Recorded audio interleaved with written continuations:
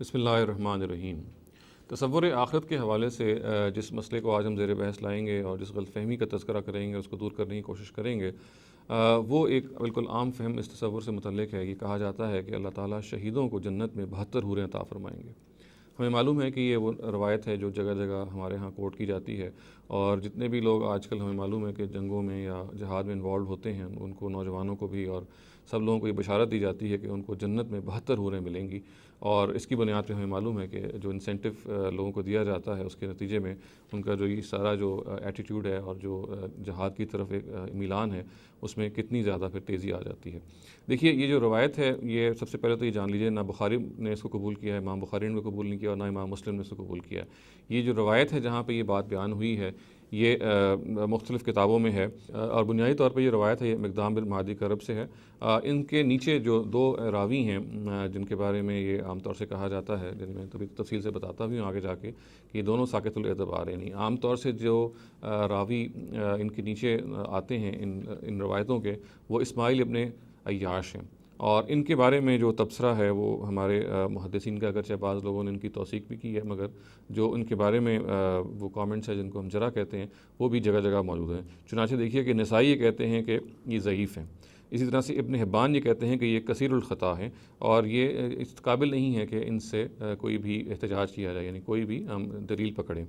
اسی طریقے سے ابو اسحاق الفزاری یہ کہتے ہیں کہ لا یدری ما یخرج من رأسہ، یعنی ان کو سمجھ ہی نہیں آتی کہ یہ کیا گفتگو کر رہے ہوتے ہیں، بالکل انٹ سنٹ ہانک رہے ہوتے ہیں۔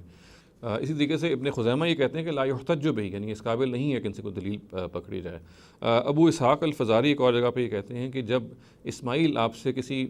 ایسے شخص سے کوئی بات بیان کریں جن کو آپ جانتے ہیں، اور یا کسی ایسے شخص سے بات بیان کریں جن کو آپ نہیں جانتے، ان دونوں صورتوں میں آپ ان سے کوئی روایت نہ لیں۔ تو ہمیں یہ معلوم ہے کہ اس کے نتیجے میں اسماعیل ابن عیاش جو ہیں، کی جو ان پہ جو جرح ہے وہ بہت قوی ٹھہرتی ہے۔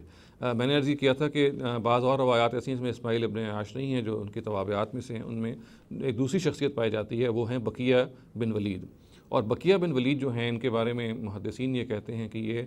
تدلیس کے مجرم ہیں، اور تدلیس بھی سب سے گھناؤنی تدلیس، اس کو ہم تدلیس تصفیہ کہتے ہیں، اور اس فن کو جاننے والے یہ جانتے ہیں کہ تدلیس تصفیہ جو ہے وہ تدلیس کی ایک انتہائی گھناؤنی شکل ہے، جس کا مطلب یہ ہے کہ جو آدمی اس کا مرتکب ہوگا وہ کس درجے میں پھر ساقط الاعتبار قرار پائے گا۔ تو ہم خلاصتاً یہ کہہ سکتے ہیں کہ یہ روایت جو یہ کہتی ہے کہ شہید کو جنت میں 72 حوریں ملیں گی، یہ اپنی نوعیت میں نبی صلی اللہ علیہ وسلم سے اس کی جو نسبت ہے وہ ٹھیک نہیں ہے۔ روایت کے الفاظ میں ظاہر ہے جو تفصیلات ہیں وہ کچھ اور بھی ہیں، یعنی کہا گیا ہے کہ ایک جو شہید ہے اس کو 6 خصوصیات ہیں اللہ تعالیٰ کی طرف سے ملیں گی، اس میں سے ایک خصوصیت کا یہ تذکرہ کرتے ہوئے کہا گیا کہ اس کو 72 حوریں ہیں جو عطا کی جائیں گی۔ میں نے عرض کیا کہ یہ روایت جو ہے صحت کے ساتھ ثابت نہیں ہے، چنانچہ اس کی بنیاد پہ کوئی بھی حکم نہیں لگایا جا سکتا۔ پھر دیکھیے کہ اگر قرآن کی روشنی میں ہم اس کا جائزہ لیں تو قرآن بھی کہیں پہ کوئی تعداد بیان نہیں کرتا، وہی کہتا ہے کہ الطیبات للطیبین، یعنی نیک عورتوں کے ساتھ نیک مرد ہوں گے، یا اور جگہوں پہ کہتا ہے کہ لہم فیہا ازواج مطہرات، یعنی پاکیزہ جوڑے ہوں گے ان کے لیے۔ تو یہ ہے اس جو قرآن مجید کا اپنا بیان ہے، اس میں ہرگز کوئی تعداد بیان نہیں ہوئی ہوئی، اور اس میں تعداد میں اجمال رکھا گیا ہے، کوئی تفصیل بیان نہیں کی گئی۔ جہاں پہ تفصیل بیان کی گئی جس روایت میں وہ یہ کہ 72 حوریں کا ذکر آتا ہے، 72 کی تعداد کا ذکر آتا ہے، میں نے عرض کیا کہ یہ روایت صحت کے ساتھ نبی صلی اللہ علیہ وسلم سے ثابت نہیں ہے۔ چنانچہ ہمیں اس پہ غور کرنا چاہیے، اور خاص طور سے ہمارے وہ واعظین جو ان روایات کو پڑھ پڑھ کے بہت سارے نوجوانوں کو یہ انسینٹیو دیتے ہیں، ان کو یہ بتانا چاہیے کہ قرآن مجید اس کے بارے میں کیا کہتا ہے، اور ان کو یہ بتانا چاہیے کہ یہ روایت جو ہے وہ صحت کے ساتھ بالکل بھی ثابت نہیں ہے۔